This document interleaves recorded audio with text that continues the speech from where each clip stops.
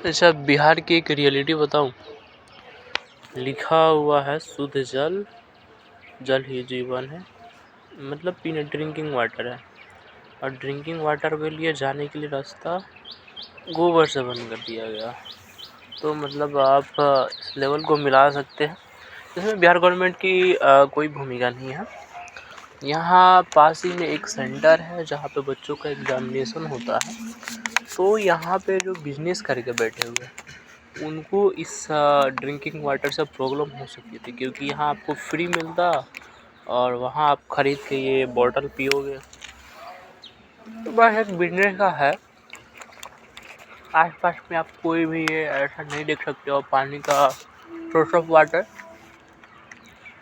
जिससे आप पानी निकाल के आराम से पी सको।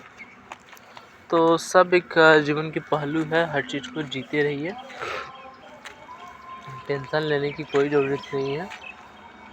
जैसा चल रहा वैसा चलने देने में ही भलाई है, नहीं तो बाहुबली आकर कुछ आपके साथ अनहोनी कर देंगे।